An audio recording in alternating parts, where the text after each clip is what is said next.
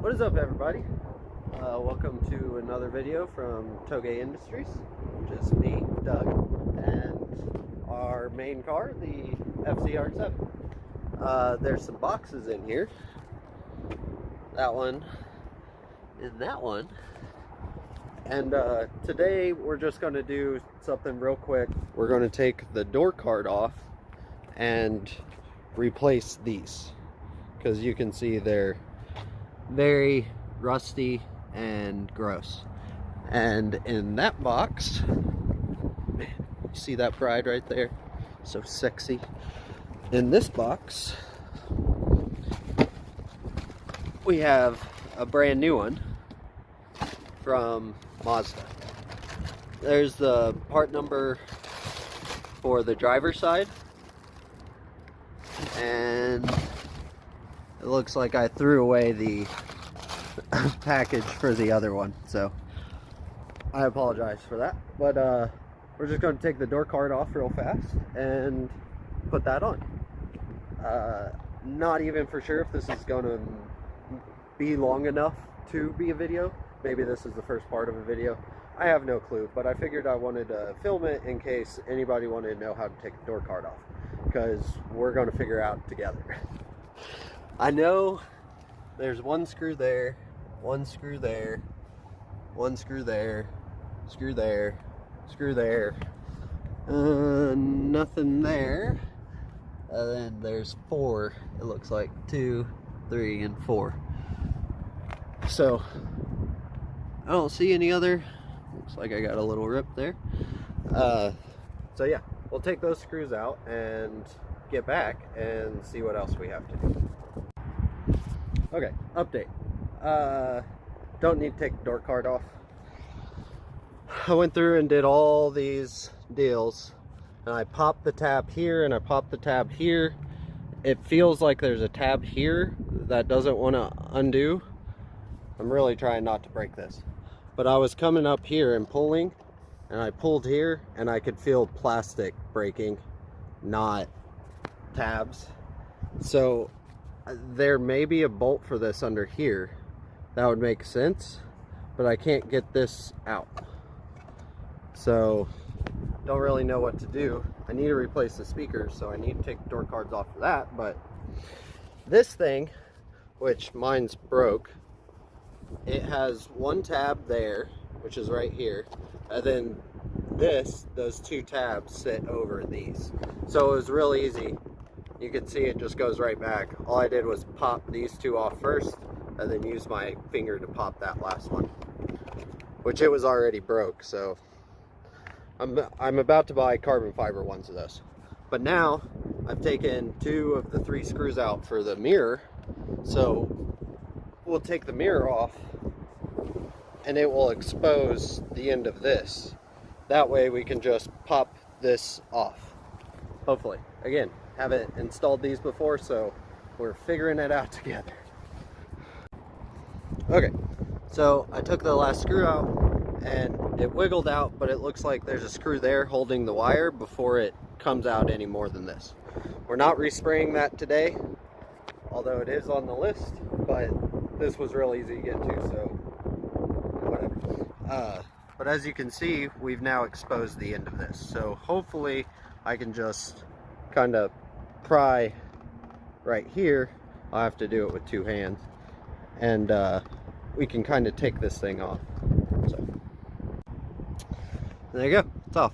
That was really easy. I grabbed it, I put, let's see, this screwdriver, I just kind of put it here, and with my other hand I pried on the old piece, and it just popped right off. And it's just held on by these little plastic tabs right here that go in each one of these slots. So now we'll grab the new one, which is still in the package, and we'll be able to just slide it on.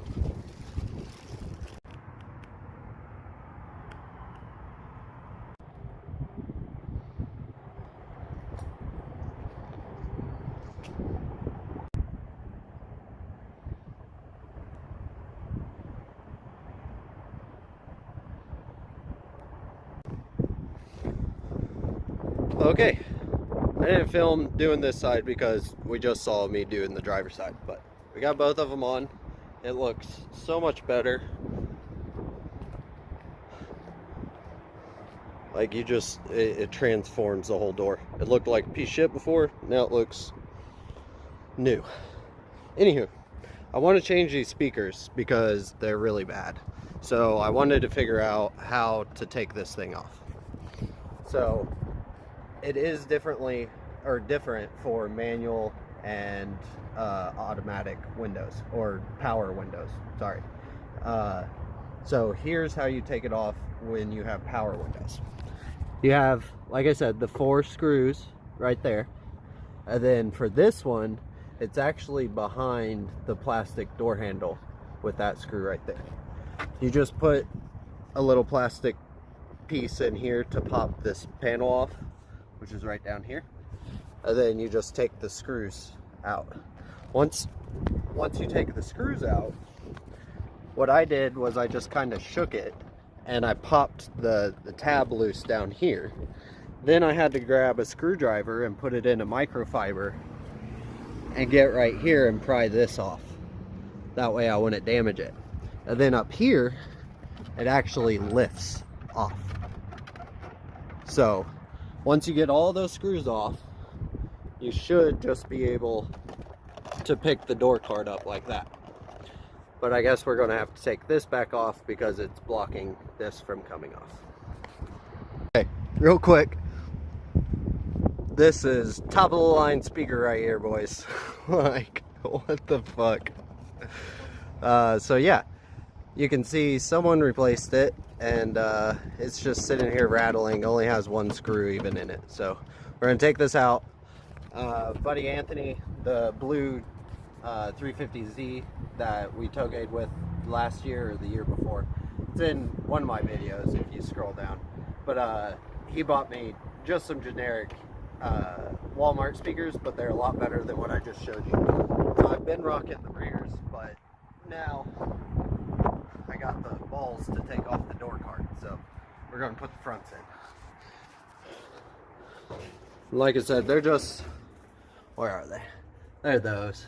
So we've got to see how we can make them fit, and yeah, we'll have some good speakers now. Well, we have this old one. You can see the cover may look like the same size, but it is definitely a smaller speaker, which is okay. I used the factory hole here, and he had a plastic tab over here, whoever installed this originally, and I just slid it down. You can see the old mark, slid it there, made a new hole. Now we're good.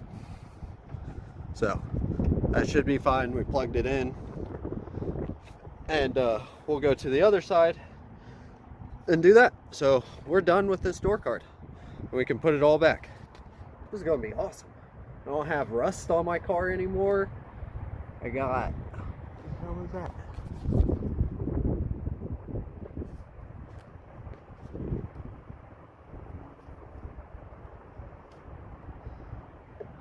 I don't know what that is. Plastic piece? Oh well. Throw it in the trash. Anyway, like I was saying, very happy. I'll have way better sound now. I don't have to put 2 or 3 towards the rear so I can hear the rear speakers and not the front speakers rattling. But yeah, we'll take 2 and do it on that side.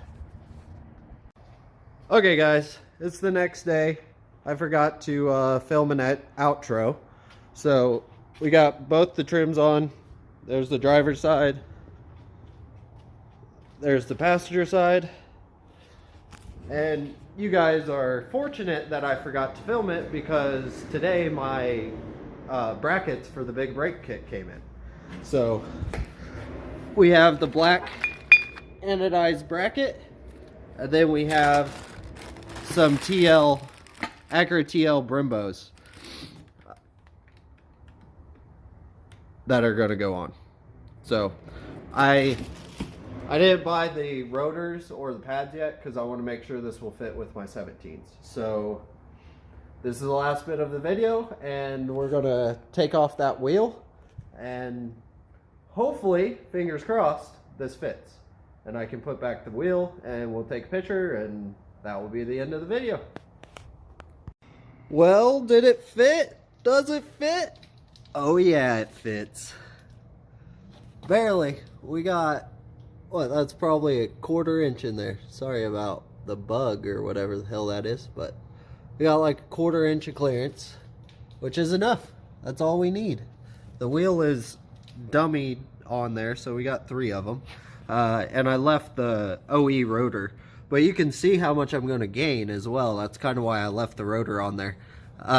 We'll gain 1 inch of just surface area going to the bigger rotor. And then on top of that, the pistons themselves are bigger, and the pads will be wider this way and this way. So, shit, I'd say like 40% better braking or some shit like that. It's so much that I'm worried that it's going to send too much to the front and not enough in the back, and I may have to just take off the proportioning valve and run it no proportioning valve at all, 50-50 pressure wise going front and rear, because we're still running a single piston in the rear and we have these big ass 4 pots up front. So we'll have to do some testing, but I'm excited, guys. We're gonna, I took a poll with the Toge group, and we're gonna paint these gold. So I think that's gonna look really good on the car.